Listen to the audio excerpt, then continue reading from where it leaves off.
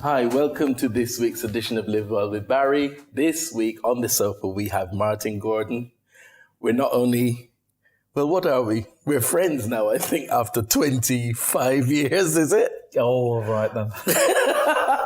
Nice to see you. How are you? I'm very well. So you moved away to Germany, left us. What brought that about? It was love. Oh, really? I went there in 1998. Right.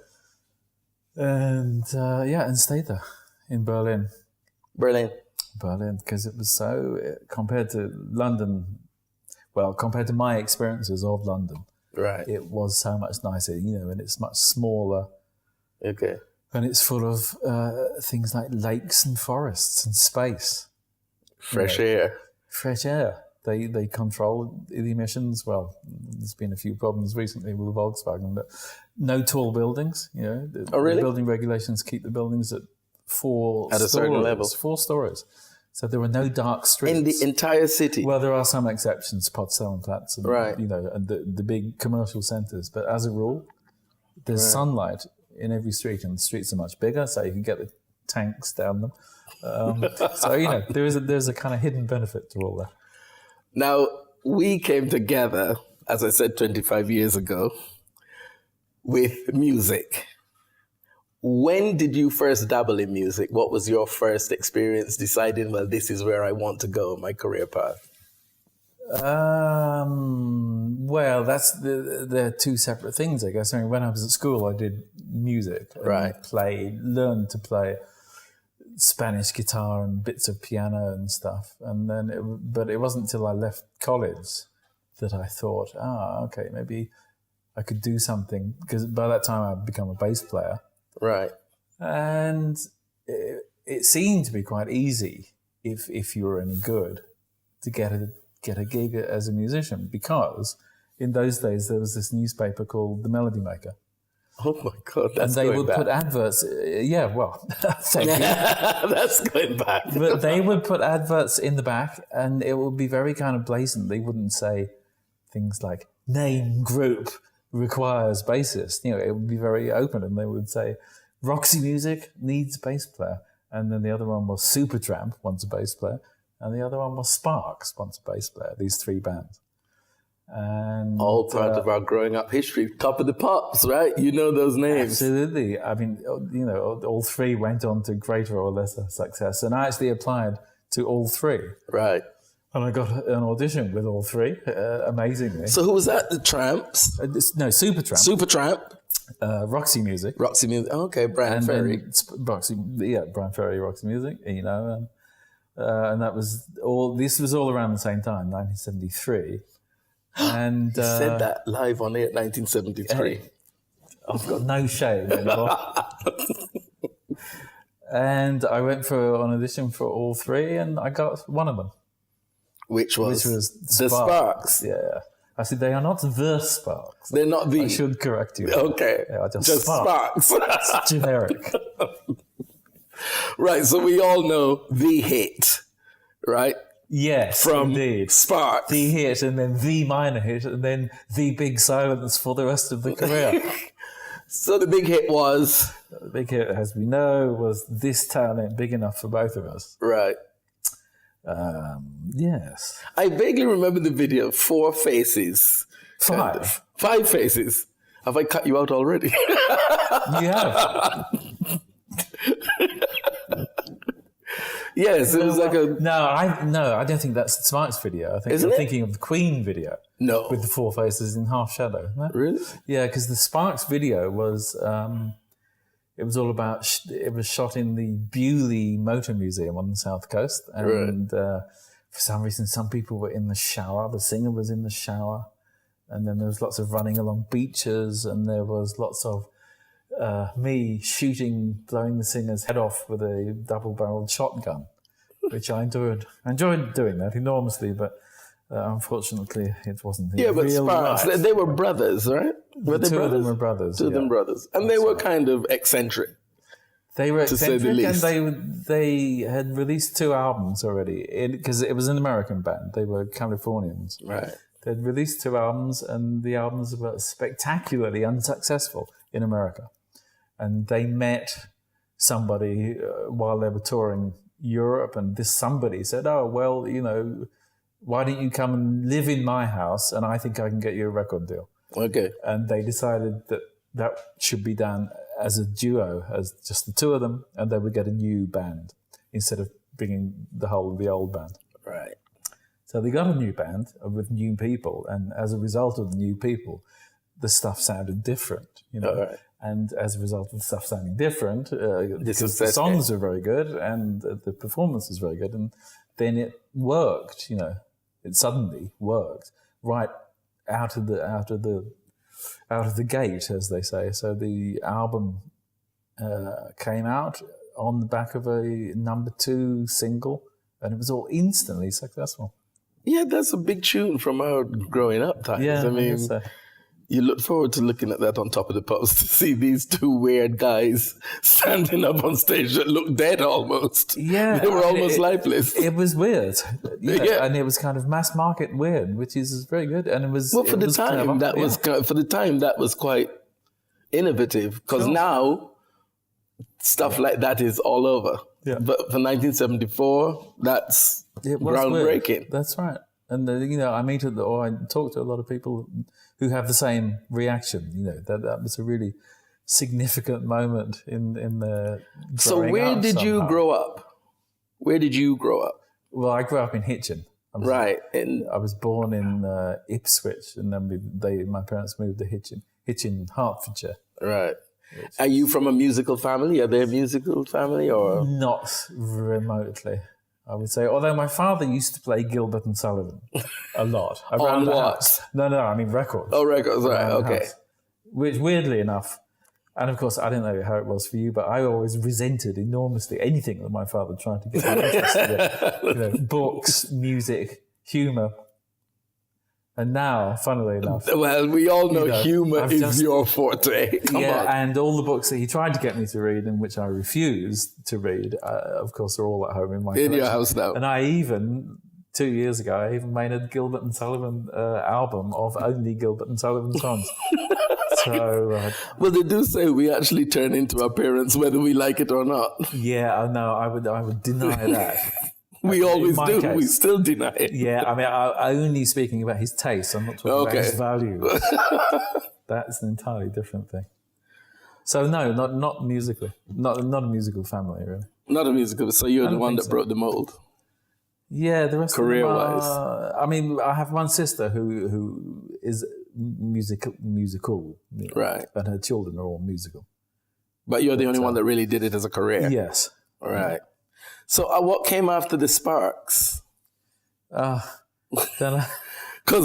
must be a plethora of stuff. So I sum up the last 45 years. I was going to say, because there must be a plethora of things between the Sparks in 1974 and when we came together doing what we were doing in 1991.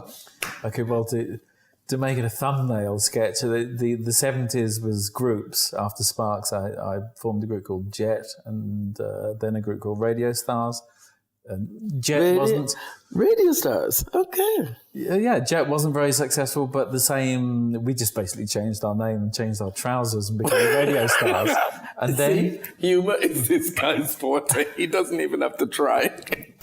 Well, Radio Stars was successful. I mean, not enormously, but reasonably, and had some hits and et cetera, et cetera. And then I think at the end of the 70s, I began to work for other people. Right. Because I figured it was more, it was better to get people to pay me rather than for me to pay other people. Okay. So that worked, for 10 years, and that was in studios. Right. And I was just doing all those studio kind of things, playing keyboards, engineering, arranging, and then computers came around, and towards the end of the 80s, and then I began programming. Yes, so this is when we kind of come in. Sort of, and then I fell into the dance music pitfall, and then it was people like Boy George and Jeremy Healy and I can't begin to speak the names of some of these people, particularly Jeremy Healy. I would never speak that name. But you just did. Yeah.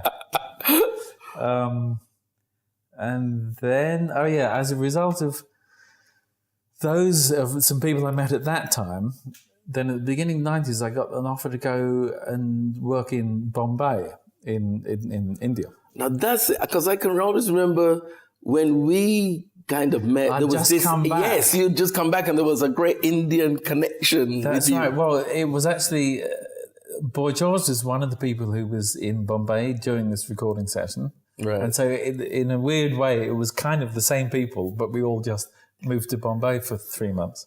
And then in Bombay, I suddenly began to realise, at the age that I was then, which I suppose is, you don't need to go into 40 or something, Yeah. I can't remember. I knew absolutely nothing about anything. I only knew about music in studios, and actually that would be Western music in London studios. So that experience in Bombay was an enlightening experience for you? Completely. As regards what, though? Well, I mean, it wasn't enlightening, but it was enlightening in as much as I realised that I knew absolutely sod all about anything. Right. Outside of my own. What is it you discovered while you were there that made you realise or made you think that you, to that stage, didn't know anything? Well, there's one particular discussion I had with somebody.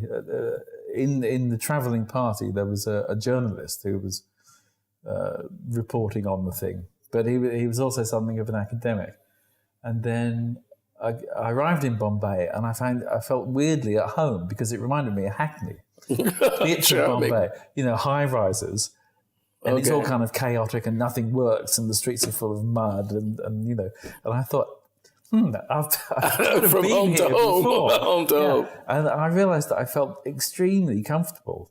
Yeah, and that was very weird. And then, of course, I thought about it a bit more, and of course, the fact that I was white was also part of it. And then I started to think, okay, well, maybe this is actually quite unpleasant that as a white person, I should move to another country and feel completely at home and feel able to walk into the offices of relatively important ministers, for example, because we had a connection to the Minister of Tourism.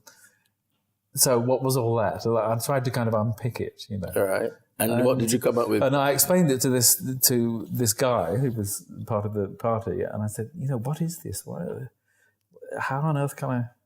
Is there some way I can describe this thing? And he kind of let me go on, on and on and on and on and on. Didn't say anything. And then he said, yes, it's called ethnocentricity.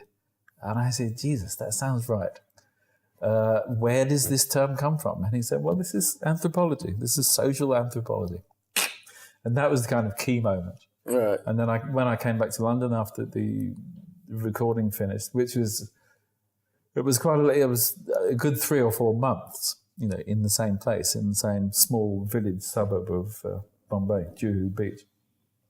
And then I signed up at Birkbeck and went to study social anthropology. I thought, yes, this is me. Right. This is what I need to know about, because it explains. So could everything. we verge on saying it was enlightening, spiritual almost experience? I guess so.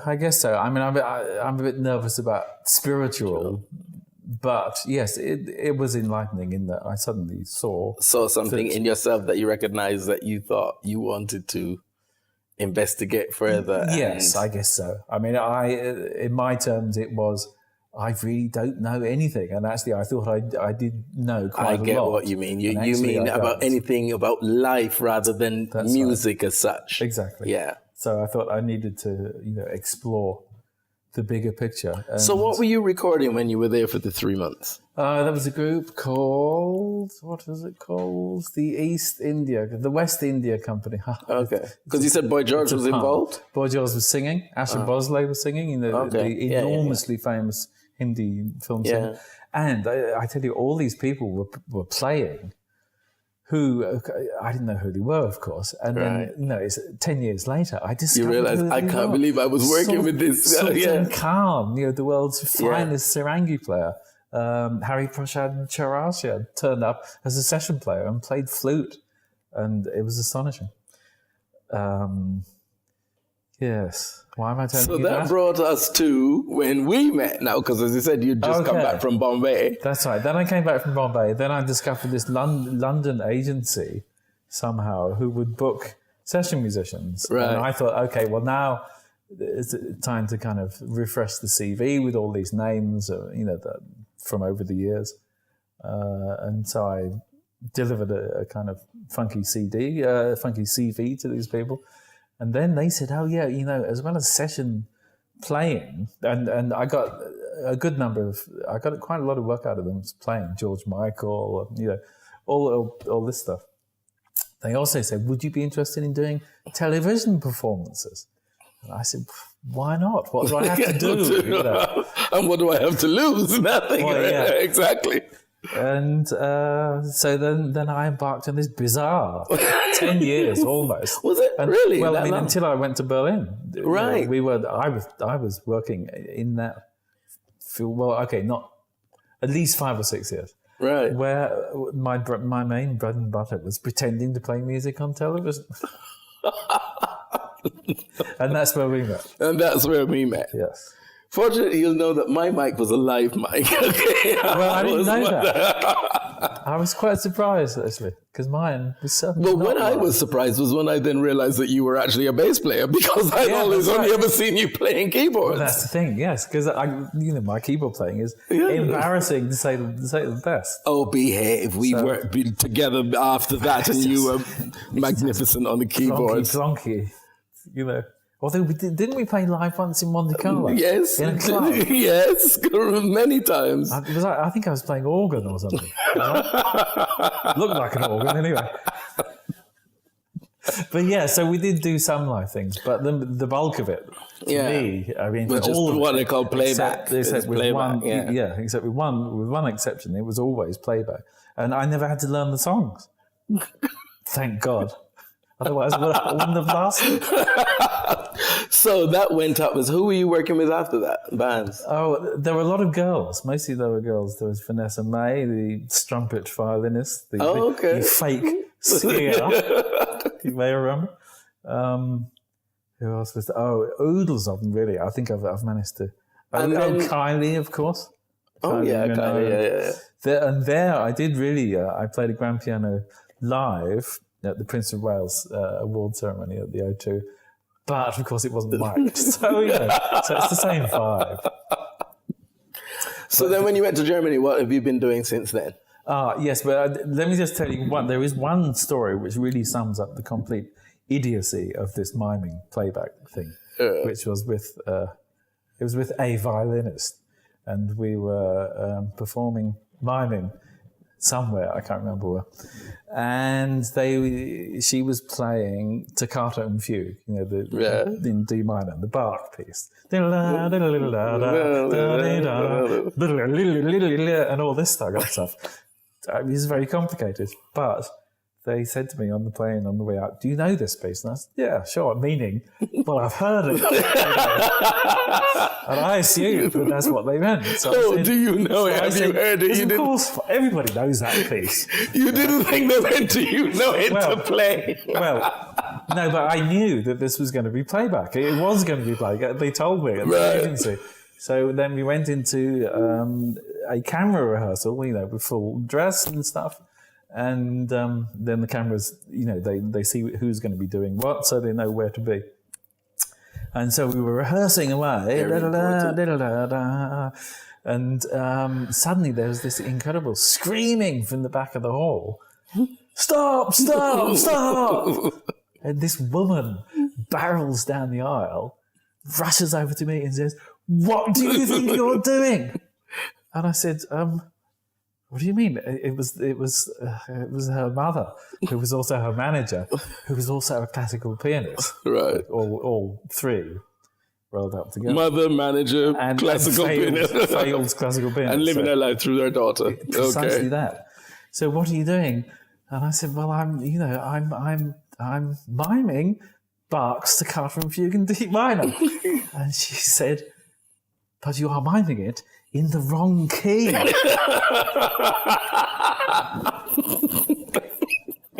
So I thought, I've never heard a better expression of the foolishness of show business. You're miming it in the wrong key. Brilliant. So shortly after that, I left the world of playback. And rightly so. Yeah, really. So what's been happening with you since you've been in Germany? What have you been doing? You still in music? I am actually. I also work in EU projects. Right. In the cultural heritage area. Right, which entails? Well, let's see, there was the European Union attempts to respond to Google as a kind of world dominant force. And they said, okay, let's try and build up our own. This is when Google decided to scan all the world's public domain literature. I don't know if you remember that. No. But they scanned everything they could get their hands on, basically. Right. And then they owned, in some respects, the copyright of these scans of the previously completely free public domain stuff. So the EU said, okay, let's try and build up our own alternative to Google, and that was called Europeana. And I think my first gig there was helping Europeana get music, public domain music, into Europeana. So then there had to be some selection process, and then a bit of writing, and then a bit of data mining and stuff. So that's. So is it still going, or is it? Europeana is still going, and from there I got sucked into the EU project field, which is actually very enjoyable. Okay. If you're kind of organised, and as long as there's a bit of culture somewhere, I can find my way into that. Right. So I still do that. And then I finally, let's see, because I'm skipping over an enormous amount of material. I'm skipping over living in Turkey, for example, which I did. I think after I moved to Berlin, I then went to Turkey and lived there for about a year and a half, working with a Turkish singer, Sezen Aksu. You're a bit of a nomad. You've been everywhere. Yeah, while I was in Turkey, and then after I finished the Turkey thing, then I came and I did a European tour with Sezen playing bass. So that was really going back to the very beginning. The basics, because you are a bass player. Playing bass, ultimately. and she plays pop music, Right. intelligent pop music for a mass market, and which is pretty much where I was. And it's actually music, not. And it's music. Yeah, instruments. Sure. And she was and still is very politically active, and she's a controversial figure in Turkey. And Right. so it had a kind of, it was grown-ups. It was pop music for grown-ups. For grown-ups, which makes all the difference. That's right. And then after that tour, I thought, hey, pop music for grown-ups, that's pretty much what I've done, but I've always relied on other people to sing it. And I didn't have anybody to sing it at the time. Right. And then a fan got in touch with me, sent me an email, which I read while I was in Istanbul. And he said, why don't you come to Stockholm and we'll do some stuff together. And so that was the beginning of a 6-album relationship where I would go there with all my songs. He would sing the hell out of them and I would bring them back. And then eventually he would come to Berlin and we'd hang out there. And so we did 6 albums later. The life of a nomadic musician. Yeah, but for the first time under my own name. So I didn't feel like I had to hide under a group. So what are your projects now? Where are you now? Well, what's happening with you? I just finished Gilbert and Sullivan, which is an album of me singing Gilbert and Sullivan as if Gilbert and Sullivan were alive today. So as if they hired guitar, bass, drums and ropey old electric piano in the back of a bringing pub. it up to date. Yeah, so it comes out as rock and roll. Yeah, bringing it up to date. So that's quite funny. And then right now I'm working, and then I thought I would stop, to be honest, because I thought the realities of this is that nobody's buying music anymore. And so why make music if it's going to cost you money?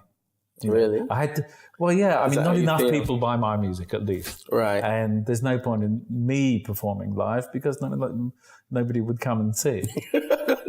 I'd come. Well, yeah, okay, but then I'd have to charge you something like £4,500 for the ticket, So that clearly would not work. So, and then I thought, okay, well, I'll just draw a line under this. However, I've been sitting around at home watching the news, for the last year and a half, and then what with all the developments going on, I found myself so enraged that I realised that I'd written another bunch of songs, 15 tunes, which I'm now finishing. Okay. And then that will be a new album. And then maybe that will be the final album. So with all of this, traveling, living all over here, there, and everywhere, how does being a dad fit in Oh, yeah. to Mr. 13-year-old Chester? That's right. That's a weird one, really. Well, I left it very late. All right. I was 50 when he was born, which I think is great, actually, which works really well. Okay.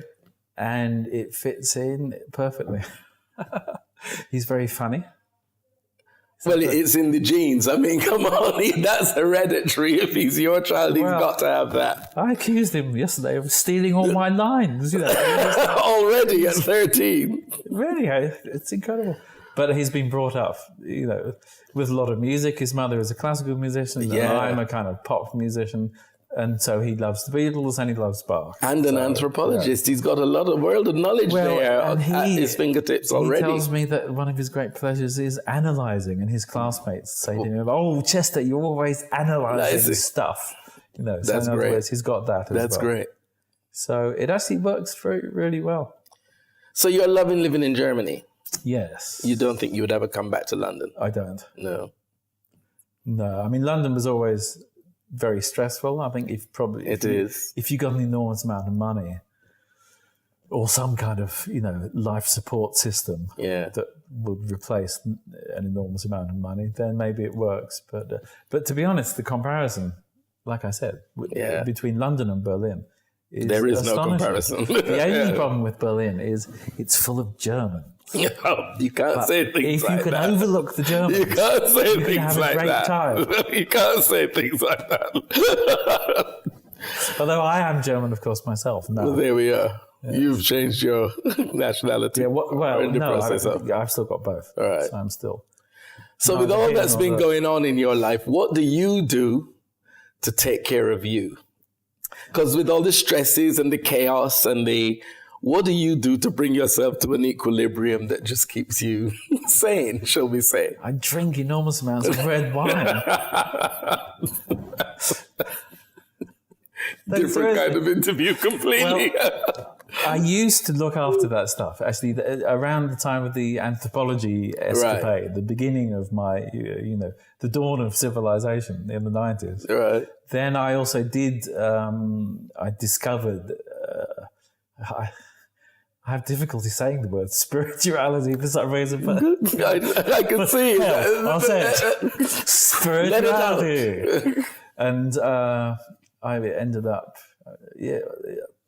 going to the island of Skiros, which is in the Aegean, and there you can explore spirituality / therapy.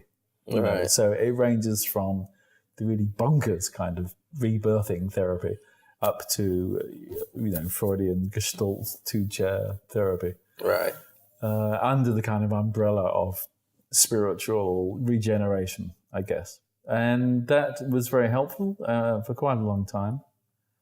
And then I think eventually I started to feel that there was a lot of bogusness. Yes, there, I think. And that in a way obscured the stuff that wasn't bogus. Somehow. Yeah. So but that's it. Whatever you experience, you have to actually keep it in perspective. And yes.